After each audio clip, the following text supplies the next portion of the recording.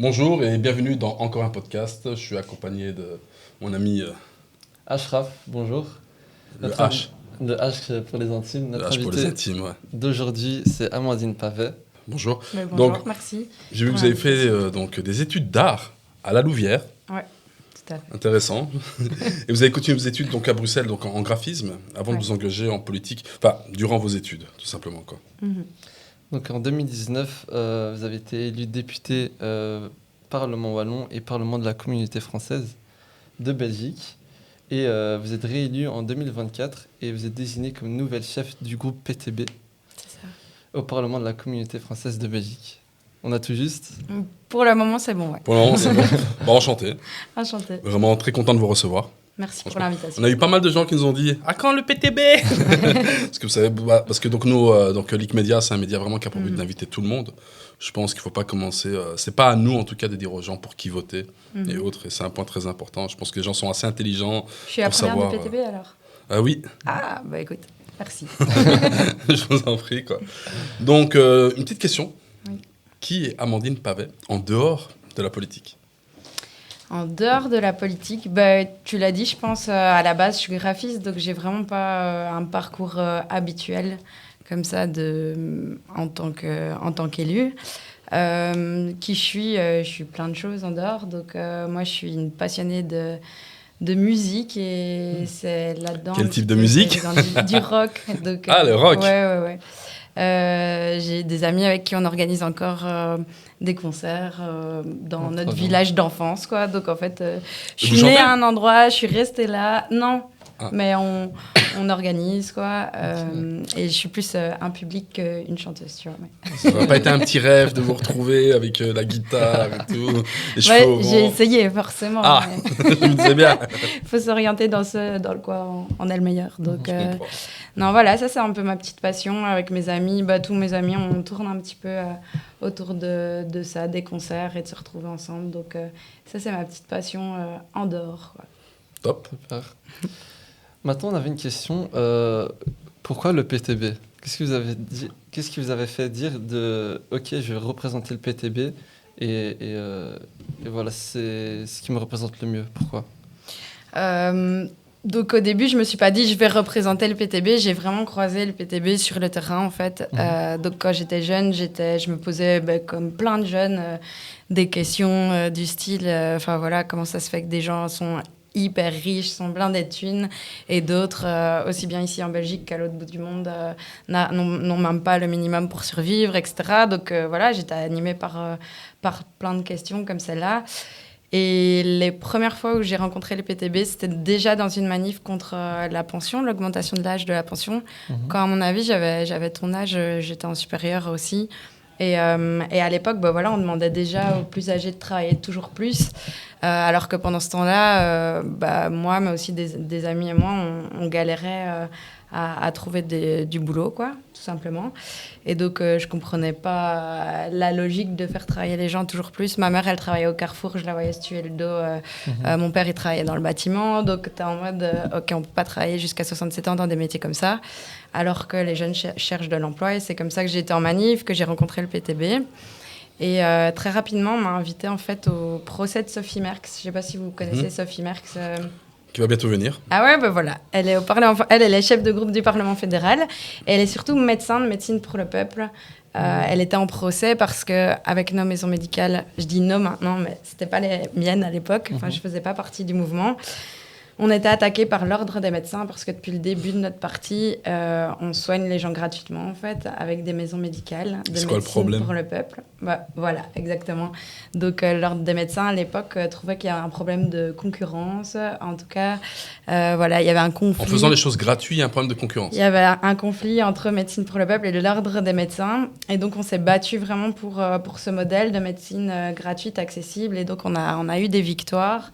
Mais à l'époque, ouais, l'ordre des médecins envoyait des huissiers dans nos maisons médicales. Nos médecins étaient poursuivis devant la justice, etc. Et donc, la première fois que j'ai vraiment assisté à une action du PTB, c'était au sein du procès de Sophie Merckx. Et la salle était remplie de gens, de patients, en fait, de Charleroi, qui étaient venus en car soutenir leurs médecins. Et quand j'ai ouvert la porte, j'ai eu du mal à rentrer. Et il y a eu tout le plaidoyer de l'ordre des médecins qui disait que ça l'étonnait pas de la part d'un parti comme le PTB de semer la terreur dans la population. Ah, donc aider les gens et faire des soins gratuits, c'est semer la terreur. C'est ça, exactement. Et D'accord. donc, tu t'es vraiment rendu compte qu'il y avait à la fois... Donc là, tout le monde a commencé à On va huer. tous semer la terreur si c'est ça, semer la terreur, hein, soyons clairs. Tous les Franchement. patients ont commencé à huer et tout. Et donc, tu voyais ce décalage entre la réalité des gens qui remerciaient en fait toute cette initiative de leur donner ce qui est normal en fait, un accès à la médecine proche de chez eux et sans 1 euro. Et puis une élite en fait qui vient casser tout ce mouvement social pour obtenir des droits, quoi, pour défendre nos droits. Et donc ça m'a touchée de fou parce que je me suis dit en fait, je savais qu'il parlait déjà bien, j'avais déjà vu Raoul Edebo même s'il n'était pas aussi connu et tout. Mais là je voyais l'action concrète du PTB auprès de la population et surtout pas faire les choses pour mais avec les gens. Se battre pour nos droits, etc. Et du coup, ça m'a complètement conquis. Et donc, j'ai commencé à suivre le mouvement à ce moment-là, enfin, le parti. J'avais une petite question avant, quand même, que je ne vous ai pas posée. C'est, tout le monde dit l'extrême gauche. Ouais. Bon, tout le monde connaît l'extrême droite, les racistes, les problèmes, toutes ces choses-là. Mais c'est quoi l'inverse, au final, alors, de l'extrême droite? Vous, apparemment, l'extrême gauche. Tu veux demander si on a un lien avec l'extrême droite? Non, en tout cas parce que, en fait... Par exemple, j'ai reçu d'autres personnes, ils me disent « Ah oui, mais si tu invites l'extrême gauche, tu dois inviter l'extrême droite. Ouais. Ce qui est mort. C'est mort. Mais je veux dire par là, parce que bon, pour moi, j'ai jamais entendu le PTB insulter les personnes d'origine étrangère, faire des propagandes autour donc, de l'islam continuellement et autres. Donc souvent on vous dit extrême gauche. C'est quoi l'extrême gauche au final? T'as raison, on se bat avant tout contre les idées de division dont tu parles dans le racisme, par rapport au racisme, par rapport au sexisme, aux discriminations de manière générale. Et donc, fondamentalement, l'extrême droite a un tout autre projet que le nôtre avec le PTB. Et donc, même, en fait, on pose la question de c'est quoi être extrême? Je me pose vraiment la question parce que souvent on vous dit extrême gauche. Mais c'est quoi qui vous rend extrême? Ce qui est vrai, c'est que on veut un changement profond de société. Ça, c'est vrai. Parce que à l'heure actuelle, il y a des injustices. On en parlait juste avant de commencer d'enregistrer. Par exemple, mettre le Minerval à 1 200 € pour 60% des jeunes, moi, je trouve ça extrême. Je trouve ça extrêmement grave, quoi. Et ça va exclure plein de jeunes des études. C'est de nouveau créer des classes sociales là où, justement, il y en avait, entre guillemets, moins, quoi. C'est vraiment creuser le fossé. Ouais, c'est clair. C'est vraiment dire, toi, t'es pas fait pour les études, t'auras même pas le choix, en fait, juste parce que tes parents n'ont pas les moyens. T'en as les moyens, toi? 1 200 € le Minerval? Non. Non? Tu vas faire comment l'année prochaine? On va... Il y a d'autres moyens de payer. Comment ça? Non, attention. Il n'y a pas que 1 200 €. Il y a aussi le Minerval qui est réduit, etc. Il y a d'autres prix du Minerval. T'as des paliers. Ouais. Mais t'as la large majorité des jeunes qui vont payer... 1200. Ouais, 60% en fait des jeunes. Et les autres, le problème, c'est que tu vas demander une bourse, mais tu n'auras pas ta réponse à très tard dans l'année. Donc tu dois quand même avancer. Donc, c'est le stress. Et puis peut-être tu reçois... Ouais, parce que bon, il y a étudiants, certains qui vivent, on va dire, je sais pas, par maman, qui ont des jobs d'étudiants, ont des fois plus de facilité. Mais il y en a qui ont un loyer à payer, qui ont des charges, qui font leurs études, à côté travaillent. Et 1 200 €, c'est énorme. Franchement, soyons honnêtes. Et du coup, tu vois, les gens, par exemple, qui décident ça, ils s'en rendent pas compte du tout de la réalité des jeunes, du fait que 1 200 €, c'est énorme, parce que forcément, ils ont un salaire qui est explosif de 7 000 à 12 000 € pour les ministres, 7 000 € pour les députés. C'est vrai qu'au PTB, vos salaires sont moindres? Oui, bien sûr. Ou c'est une légende? En tout cas, nous, on demande qu'ils soient divisés par 2. Le fait est que les partis n'ont jamais voté pour ça. Les autres partis n'ont jamais voulu qu'on diminue les salaires de tout le monde. Donc, nous, ce qu'on fait, c'est qu'on a un salaire, mais on ne touche pas ce salaire, quoi. On reverse à notre parti. Moi, je gagne le même salaire que quand j'étais graphiste, en fait. Donc, je suis un peu au-dessus de 2 000 €, tu vois. Et donc, nous, grâce à ça... Par rapport à d'autres politiciens, c'est vrai que c'est... Ouais. Nous, grâce à ça, ça nous permet de garder nos pieds sur terre. Et donc, tu parlais de l'extrême. Pour moi, vivre, être ministre vivre avec 12 000 euros par mois et imposer à la plupart des jeunes de devoir payer un Minerval à 1 200 € en leur disant bah, vous aurez un job en plus. Même pas que aux jeunes, vivre avec 12 000 euros par mois et après extrême. dire aux gens non, mais avec 1200, 1300, si vous me faites des économies, vous réussissez. Ah, c'est un truc de fou. Boucher qui avait dit moi je mets la moitié de mon salaire de côté, ben ouais, t'en gagnes 18 000. Machallah. Mais c'est pas un problème d'être riche. Enfin, c'est ce Non. que t'en fais et c'est vraiment de considérer qu'il y a des gens qui ont pas ton argent, quoi. C'est ça le problème. Mais être riche, c'est pas un problème. Ah non, si certains ont réussi, franchement, tant mieux pour eux. Ouais. Non, non, à voir. Ah oui, il y a ça aussi. Le PTB, la haine des riches. Ça, on l'a entendu souvent aussi. Bah, nous, on demande que les plus riches, mais alors c'est quoi un riche, tu vois? Faut aussi Ouais, le c'est définir. Nous, en fait, on a juste une taxe des millionnaires et c'est défini de quand tu as 1 million, 2 millions, 3 millions, tu es taxé un petit peu plus. Déjà, quand tu as des millions, En c'est fonction. que tu es vraiment riche. Ouais, là. c'est ça. Ouais, Il parce que- faut pouvoir le dire. Déjà, pour moi, quelqu'un déjà même qui gagne 10 000 euros par mois, pour moi, il est riche. Il vit bien. Et donc, Il est nous, bien. on veut une contribution plus importante que ce qui est actuellement fait. Parce que pour le moment, les très, très riches, en tout cas, ils ont tous des mécanismes fiscaux qui leur permettent surtout d'échapper à l'impôt. Bon, on avait reçu Ridwan Shahid, justement, qui disait que les plus grands assistés, c'était les riches. Parce que plus tu es riche, moins tu payes. Je pense aussi. C'est ce qu'il disait, en tout cas. Enfin, voilà. On avait une autre petite question. Selon vous, quelle est la plus grande difficulté que rencontrent aujourd'hui les citoyens belges? La plus grande. La plus grande, aujourd'hui, je crois que c'est vraiment le pouvoir d'achat. Donc, il y a énormément de gens qui sont soit aux études, soit qui travaillent même avec 2 boulots, soit qui sont pensionnés, qui vivent en dessous du seuil de pauvreté. Et c'est un truc de fou, quoi. Je pense à énormément de femmes, d'ailleurs, qui sont pensionnées et qui, en fait, ont des toutes petites pensions en dessous de 1 500 €. Donc, c'est juste à l'heure actuelle invivable parce que tu as le prix de tout qui explose. Et en fait, pour, on l'a dit, pouvoir se soigner, pouvoir étudier, pouvoir manger, à l'heure actuelle, il y a plein de gens qui s'en sortent pas. Et ça, même avec 2 salaires. Et je pense que c'est ça aussi qui se rendent pas compte du côté de ceux qui sont en train de décider pour le moment. Et c'est juste révoltant dans un pays aussi riche que le nôtre, justement, on le disait, tu vois. Il y a une énorme richesse qui est produite. Mais en fait, il y a toute une partie de la population qui se retrouve à trimer et à pas pouvoir vivre dignement. Donc, je pense que c'est le premier problème auquel sont confrontés tous les mois. Même pas, faut pas attendre le dernier jour du mois. Ouais. Il y a plein de gens qui se retrouvent avec déjà trop peu. Et donc, à côté de ça, tu as des mesures totalement antisociales qui sont prises et qui vont aggraver les choses au niveau de la Fédération Wallonie-Bruxelles, vu que moi, je suis chef de groupe là-bas.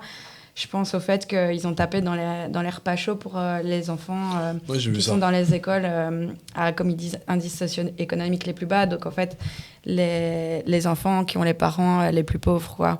Et donc, il y avait des aides pour pouvoir avoir un seul repas chaud, gratuit, sain et tout, par jour. C'était distribué via les écoles. Et donc, ils ont coupé en laissant vraiment à moitié rien. Moi, je trouve, des fois, c'est assez problématique. C'est vrai qu'on on dit que tout le monde doit faire des efforts.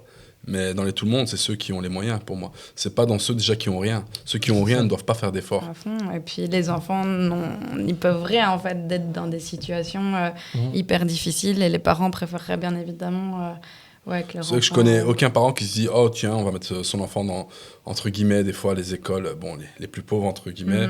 Non, on aimerait tous que nos enfants soient dans des écoles privées, soient bien, et tout ce qu'il faut, je veux dire. Et tu fais l'indistinction entre les deux, mais c'est dégueulasse qu'il y ait une distinction en fait. Tout le monde mériterait d'aller dans une école où on donne suffisamment de moyens aux profs, dans les bâtiments scolaires, tu vois, tu as des écoles qui sont dans un état hyper délabré et tout. Les enfants étudient là-dedans à n'importe quel âge, même à l'UNIF en fait. Ce qui s'est passé récemment, la canicule. Ouais. C'était compliqué. Tu vas mettre je comprends en tant que parent que tu n'as pas envie d'aller déposer ton enfant le matin dans une classe où il fait 40 degrés. À fond. Et puis c'est hyper compliqué parce qu'il t'envoie. Moi j'ai reçu un mail du bourgmestre là qui te dit mais si vous voulez vous pouvez venir chercher votre enfant à midi. Il y a plein de parents qui peuvent pas faire ça et qui se retrouvent coincés du coup entre culpabiliser ou. J'ai vu que plus les années passent, plus c'est compliqué. Bon, moi je suis né en 88. Ouais, mais pareil. Comme vous, je l'ai vu. Et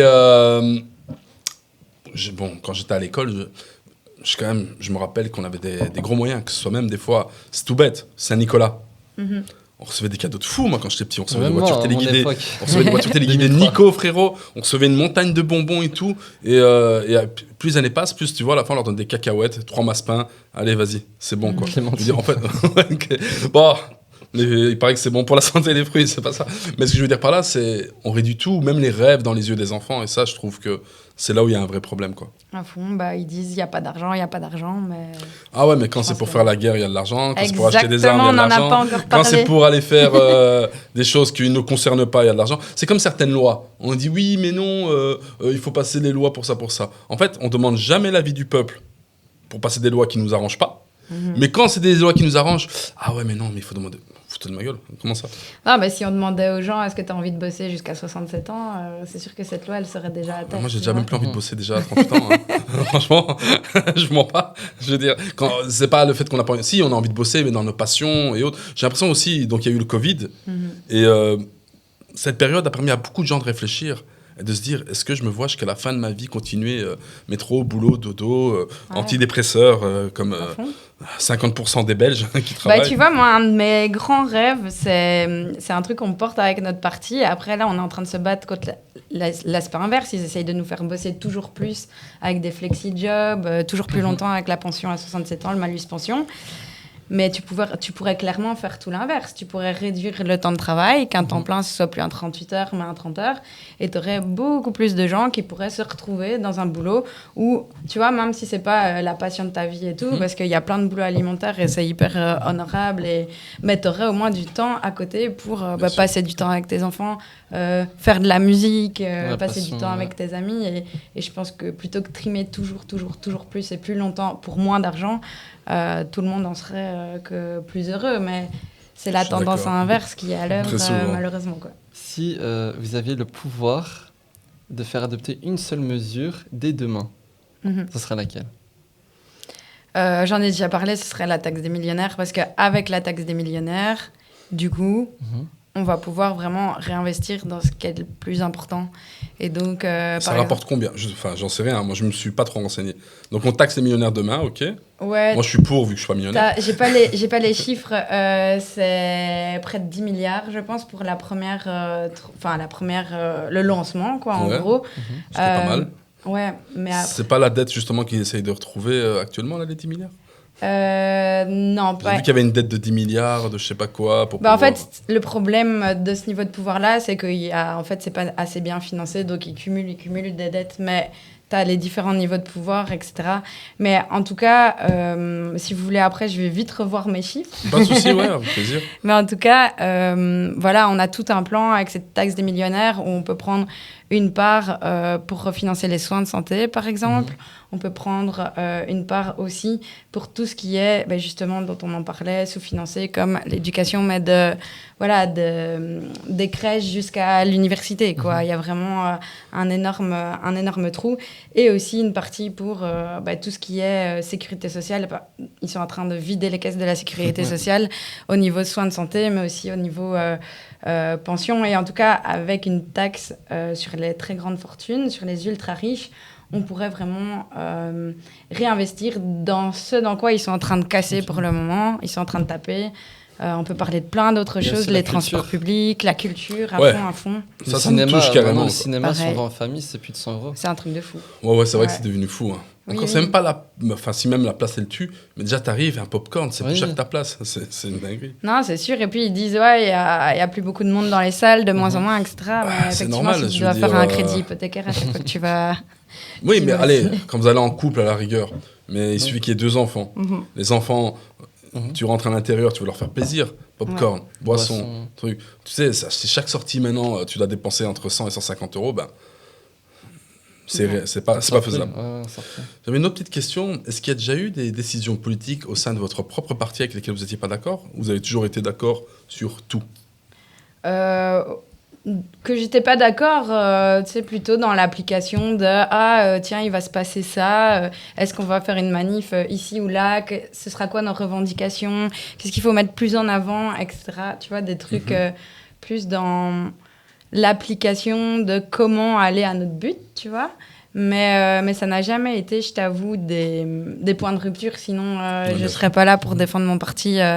Comme je pense que je le fais avec cœur au quotidien. Ouais, je vous ai suivi sur les réseaux, surtout avec donc les récentes réformes, justement là, donc de la hausse du Minerval et autres, on vous a vu dans les rues, défendre les jeunes aussi, Ouais, Ça, bah, c'était très- tu vois, il y a, ok, on veut arriver quoi? On a quel objectif, quel changement de société on veut voir? Parce que on a vraiment un objectif ambitieux avec le Mhm. PTB qui est de ne pas appliquer les politiques actuelles d'austérité, etc. On veut vraiment un changement radical de société par rapport au système capitaliste actuel, quoi, en gros.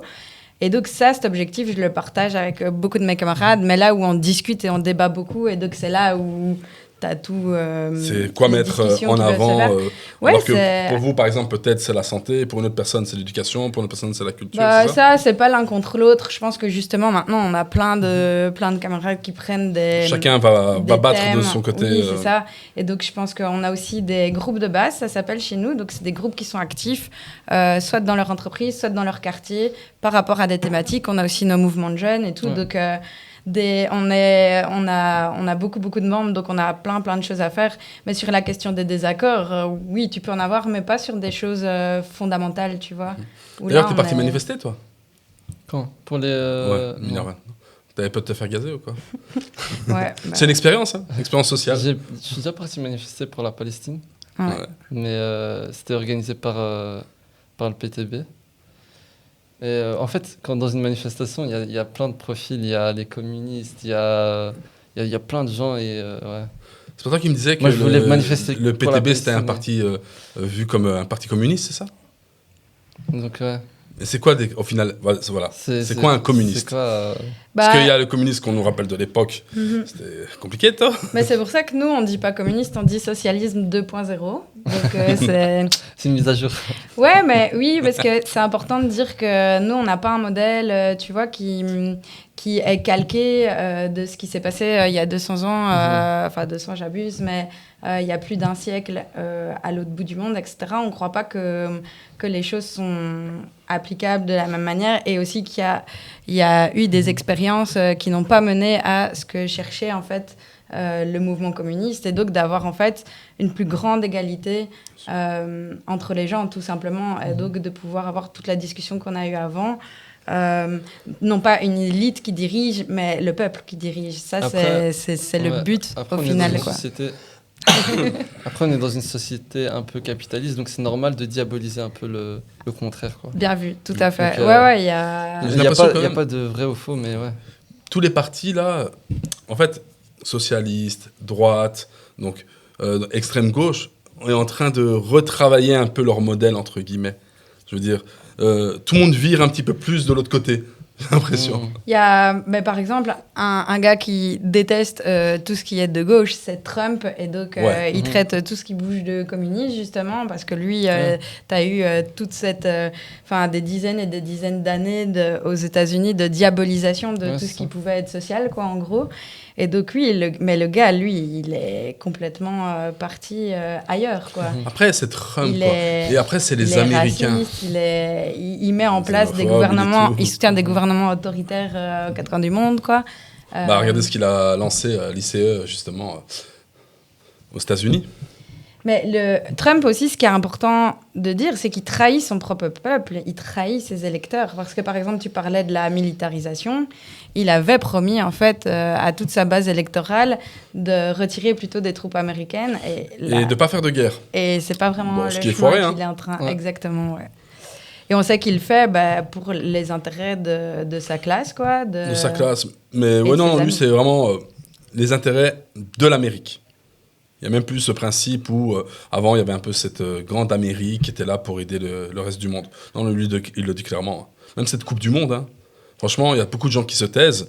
On aime bien dire quand ça se passe en Afrique, dans d'autres pays, genre, oh, les journalistes n'ont pas le droit de parler et autres, mais là-bas, ils leur Ouais, ont donné aussi on une a, décision. ouais, au Qatar, on a tapé le Qatar, mais Ah, pour c'était- l'Amérique, on dit rien. Pourtant, au Qatar, ça s'est super bien passé. Ouais. Quoi. Aux États-Unis, les gens n'osent pas parler. Ouais, il y a eu quelques... ouais. Non, mais il y a toujours des couacs. Il y a Oui. des couacs partout. Il y a rien. Il y a aucun monde où tout se passe de manière. Ce qui paraît, c'est merveilleuse. la Coupe du Monde la plus polluée de l'histoire. Tu m'étonnes. La plus polluante, pardon. Vous m'avez perdu sur la Coupe du Monde, désolé. Ouais, y a pas de souci. Vous êtes pour qui Ah bah d'ailleurs, ouais, on a fait un micro-trottoir. Votre top 3 Coupe du Monde. Mon top 3 de quoi? À votre avis, les 3 équipes qui vont rester jusqu'à la fin. Là, je vous ai relancé là-dessus. Non, je vais pas mentir. Je vais pas faire genre. La Belgique Non, non, je crois pas qu'on est si bien parti que ça des peu que j'ai pu comprendre. Donc, Ouais, non, vous avez bien compris. Mais on a remarqué que le PTB, c'est l'un des partis, si ce n'est le parti qui investit le plus dans la jeunesse. Et c'est vrai que nous, les jeunes, on se sent de plus en plus désabusés de la politique.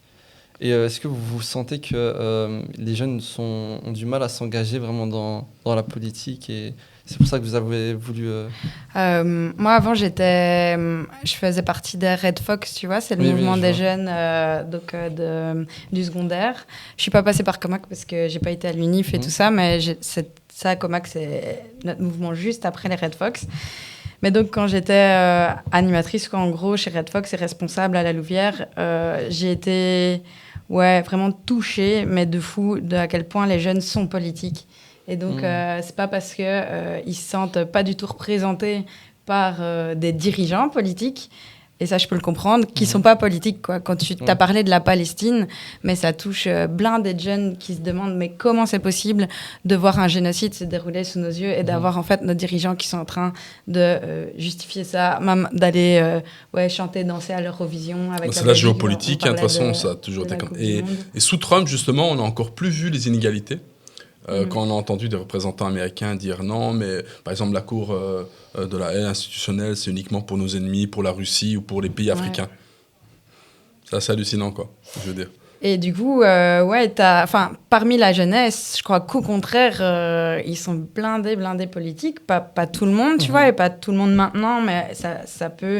En tout cas, il y a des choses qui se passent, moi, je trouve. Quand je vois, par exemple, toute la lutte contre le Minerval, que ce soit dans les hautes écoles, les universités, mais aussi en secondaire, t'as plein de jeunes qui, en fait, ont manifesté un peu partout à Bruxelles et en Wallonie, auprès des profs, en mode on se bat pour nos profs, mais on se bat aussi pour notre avenir et on l'a compris. Et donc, tu as, par exemple, la ministre de Grise, hyper méprisante, Glatigny aussi, en mode tous ces jeunes, ils sont instrumentalisés, ils savent pas ce qu'ils font. Elles disent vraiment ça.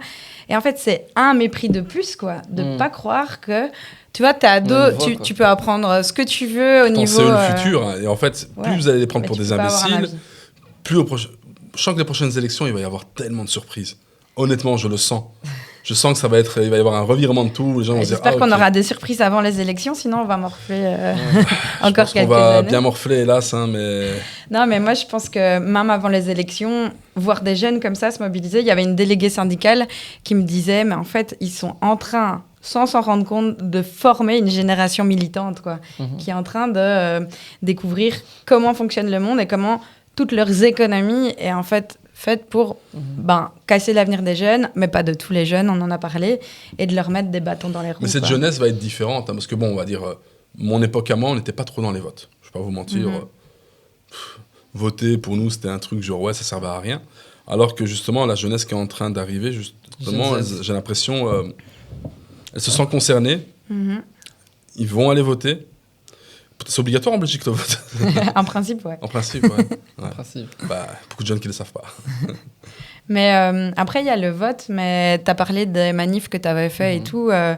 Voilà, nous, on pense vraiment que voter, c'est important, il faut y aller, etc. Mais que le moteur du changement de la société est de... En fait, quasi tous nos droits qu'on a acquis, d'ailleurs le droit de vote aussi, on ne l'a pas obtenu en votant, c'est paradoxal, mais...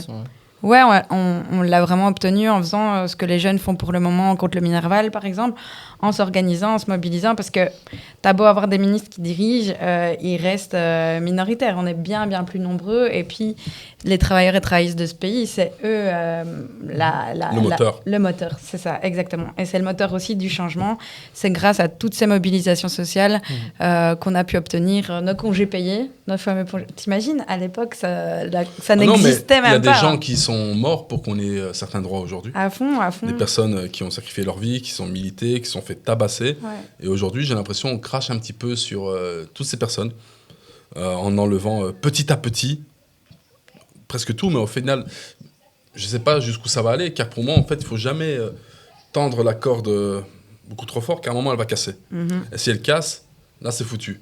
De temps en temps, il faut quand même la détendre pour permettre aux gens un peu de profiter, quoi. Ouais, et là, ça devient trop, quoi. Là, les inégalités, on les voit de plus en plus. Et on est en train de les recréer, justement. Ouais, à fond.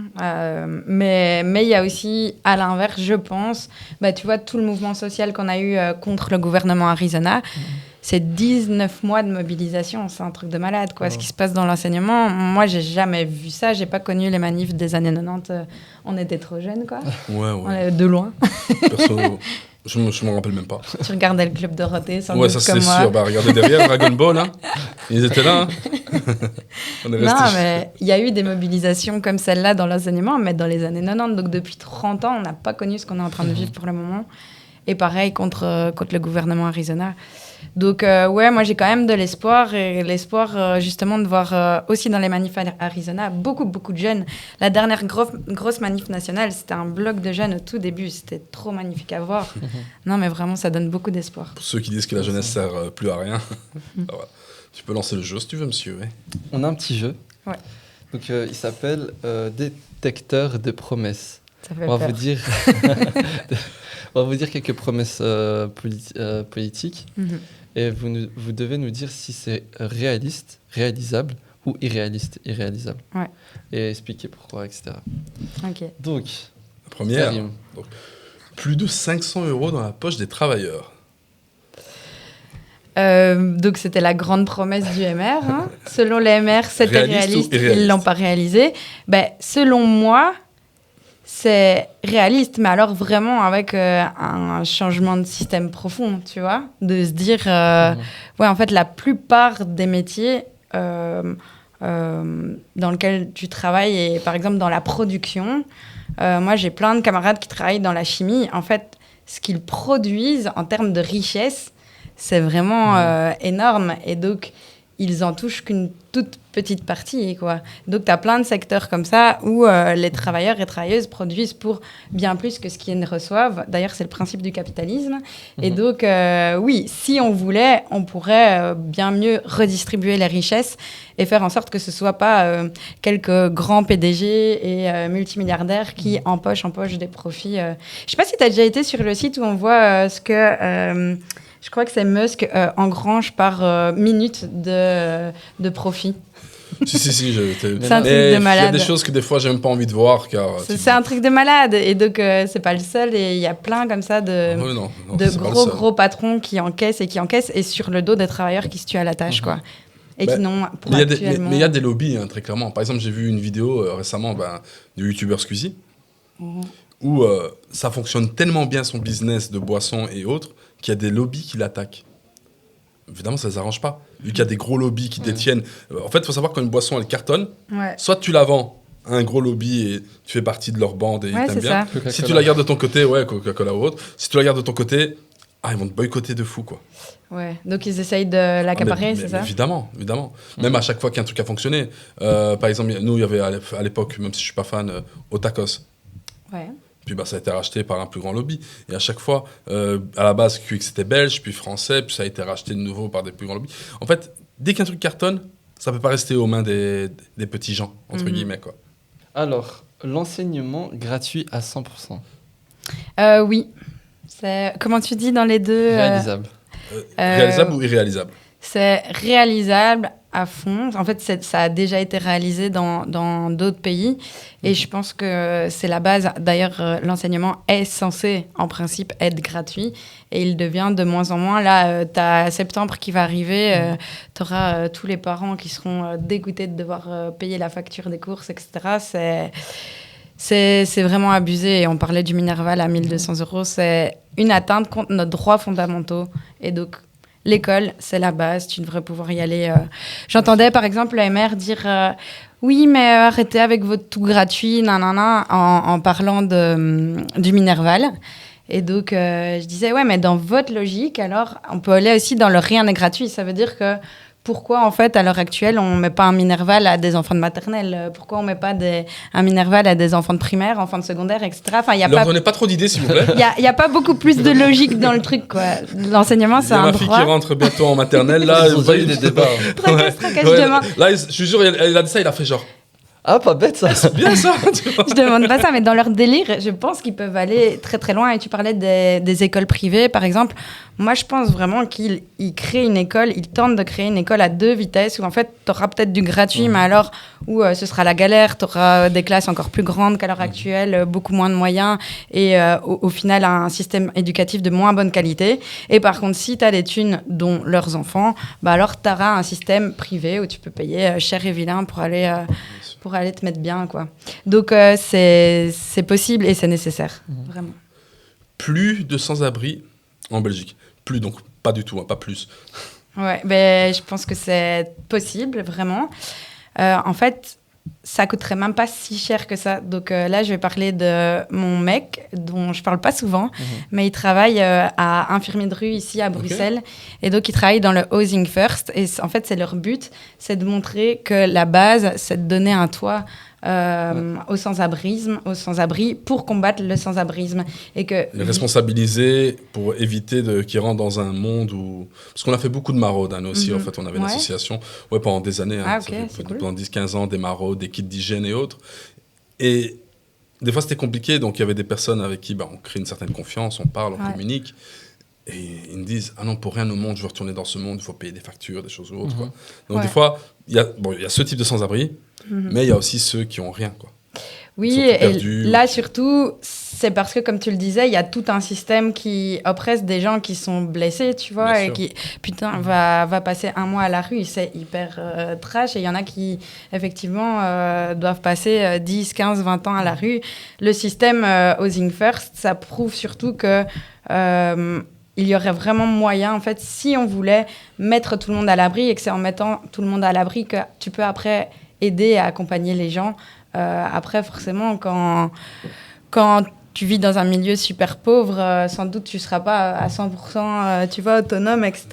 Mais c'est une question de choix de société. Est-ce que tu veux laisser les gens crever dehors ou est-ce que tu es prêt de mettre un peu les moyens pour que, notamment leurs enfants, puissent avoir toutes les chances de pouvoir avoir un autre chemin et s'en sortir, quoi. Ça, c'est la vraie question. Et donc, juste une fois, j'avais été à toutes des ASBL comme ça qui défendaient le projet Housing First et qui ont chacune pris la parole en se levant et en disant on est là depuis 10 ans, on est là depuis 15 ans, et toutes ils disaient on ne devrait pas être là parce que ça ne coûte pas si cher en fait de mettre tout le monde à l'abri, femmes, enfants. Surtout quand on voit le nombre de bâtiments, on en a parlé avec Fouad Haidar qui a dit que c'était des milliers et des milliers de bâtiments qui sont vides et qui sont à l'abandon. Donc... Quand des fois en hiver ils disent il n'y a pas assez de lieux. Non, c'est pas qu'il n'y a pas assez de lieux, il n'y a pas assez de moyens. Et ce système-là, justement, Housing First, tu peux regarder, c'est dans les programmes de tous les partis à peu près. Le truc, c'est qu'après, quand tu arrives au pouvoir, tu dois pouvoir débloquer des moyens et choisir de là où tu vas aller chercher l'argent pour mener ces politiques, quoi. Ok. Alors, les transports en commun gratuits, comme au Luxembourg, en Suisse. Ah, on va me dire que je suis au tout gratuit, mais... Madame Gratuit. C'est réalisable. Est-ce que c'est réalisable? J'ai été à Dunkerque avec Octave Daube, qui est notre président de Comac, notre mouvement des jeunes, visiter tout le système de bus gratuits à Dunkerque. Et franchement, c'est terrible, quoi. On a passé notre journée à aller dans tous les sens, ça anime la ville. Eux, ils sont hyper contents parce qu'en fait, ils ont même... Ça paraît fou, hein, mais... Actuellement, tu vois, par exemple, le système de bus tech en Wallonie, tu as déjà toute une grande partie en fait, qui est payée par l'argent public. Et puis, tu as le prix du ticket. Mais le prix du ticket, ça coûte de l'argent aussi parce que tu as tous les ordinateurs, tu as tous les systèmes de financement. Tu vois, comme vous avez les portiques ici à Bruxelles, et je dis vous parce que je suis wallonne, mais je passe par là aussi. Les portiques de sécurité, etc. En fait, c'est des trucs qui coûtent super cher. Et donc, il y a aussi toute une partie de quand tu rends les transports gratuits, la société récupère aussi de l'argent d'autres manières, quoi. Ça veut dire que ta ville, elle ressemble plus... tu vois, au niveau mobilité, il y a plein de choses qui... Pour vous, c'est réalisable facilement? Facilement, non. Je te dirais pas que c'est pas réalisable facilement. Ça aura quand même un certain coût, quand même. Je crois que... Oui, et je crois qu'il faut commencer par des zones, tu vois, genre... à Mons, il y avait à un moment donné un système de navettes gratuites, par exemple, pour relier le centre et les Grands Prés qui avaient ouvert. Moi, je pense moi, je viens de la Louvière. On s'est toujours dit, et c'était dans notre programme, etc., que lancer un projet pilote pour voir comment... Tu vois, on pourrait... on a la ville, mais faire en sorte que les petites communes autour, on puisse plus facilement se rendre dans Déjà cette pour ville, lutter ce serait contre la terrible, voiture, quoi. parce que souvent on diabolise les gens aujourd'hui qui conduisent, quoi. Bah, tu sais pas avoir un boulot dans plein Non, mais d'endroits oui, si il y a t'as un milliard pas de de choses. voiture. Par exemple, nous, quoi. quand on doit déplacer du matériel, Ouais. allez-y en transport en commun avec des grosses caméras et des choses comme ça, avec la super sécurité qu'il y a dans ce monde. Non, c'est clair. Je veux dire. Mais par exemple, je sais que si les transports c'est gratuit, il y a beaucoup moins de gens qui iraient prendre leur voiture, quoi. Oui, et encore une fois, c'est pas un fantasme. Je pense qu'au Luxembourg, tu as aussi tout un système de trains, etc., de bien plus grande efficacité. C'est une question de où on veut investir. Et voilà, je pense que les transports, on voit par A plus B qu'on va en avoir besoin et qu'on va devoir changer nos modes. Mais je trouve ça, comme tu le dis, dégueulasse de culpabiliser les gens qui n'ont que cette possibilité-là pour se déplacer, quoi. Là, j'en ai une autre qui va beaucoup plaire aux gens. Détruire parking Bruxelles. Non, les stationnements gratuits, parce que franchement, Ouais. c'est devenu... Par exemple, ici, c'est presque 5 € de l'heure. Ouais, mais 5 c'est € c'est de des l'heure. taxes déguisées, tu vois. Mais bien Avant, sûr. on n'aurait même pas imaginé ça avant que tu doives non. payer pour Non, parce qu'avant, te garer en rue. les gens qui manifestaient, c'était... J'aime bien dire les gens de l'époque, quand ils manifestaient, ils étaient vénères. Genre, les gens ils disaient « Ah non, on va arrêter, on va pas déconner, quoi. » Tu vois, aujourd'hui, on se fait gazer, on est obligé de rentrer chez nous. Mais c'est pour ça que c'est petit à petit, tu vois. Là, 1200 €, ils disent... ils sont capables d'augmenter encore le Minerval, Ah oui. tu vois. Et donc, ouais, le parking, ça a commencé... allez, on va te mettre 1 € de l'heure. Ah ouais. Et puis ça C'est plus 1 € augmente, de quoi. l'heure maintenant. Hein. Donc Non, c'est mais- réalisable pour vous, vous pensez? Beaucoup de choses sont réalisables. Après, je vais pas te dire, ouais, votez PTB, Oui. demain, on va tout mettre gratuit. Non, ce serait mentir. Ils détruisent parking Bruxelles, votez tous. Non, ce serait mentir. Mais par contre, il y a vraiment moyen de même en fait, c'est revenir en arrière. Hein, tu vois, le fait de rendre maintenant les parkings, Parce qu'ils investissent de fou, hein, des voitures qui détectent les plaques, des programmes, Et des ça trucs. coûte Donc ça veut super dire, cher. oui, ça coûte super cher. Donc ça veut dire qu'ils ont des millions à mettre pour ça. Oui. Bon, après, ils en récupèrent 20 fois plus. Oui, quoi. mais alors qu'ils le disent, c'est une taxe déguisée. Tu es en train d'essayer de taxer les gens. Sauf que tu n'es pas identique quand tu payes ton impôt. Et donc, nous, notre taxe des millionnaires, on veut faire en fonction des moyens des gens, quoi. En gros, que quand tu payes ta place de parking. Bien sûr. Ou un Minerval à 1200 €, ouais. Pour les étudiants, les stages rémunérés, réalisables ou pas? Comme en France. Je pense que ce serait hyper intéressant parce que on voit quand on est étudiant qu'on a besoin des stages, quoi. Enfin, je veux dire, ça te pousse à comprendre si tu vas aimer ton métier ou pas. C'est pas un détail, j'ai l'impression. Par contre, oui, si c'est un peu en soi aussi à certains moments de l'exploitation et donc on profite de Prendre main des d'œuvre jeunes gratuite, pour aller quoi. faire du café. Par exemple, dans le domaine graphisme et autres. J'ai Souvent, bossé, quand on reçoit exactement. des stagiaires dans ce domaine-là, souvent, le stagiaire, le pauvre, il se retrouve à aller chercher le café pour les invités Non, et non, autres. t'as raison. Il apprend rien. Et il remplace aussi un employé. Bien sûr. Alors que si l'employeur doit donner quand même quelque chose, il va se dire non, je veux quand même qu'il soit utile Ouais. à ma Ouais, société, quoi.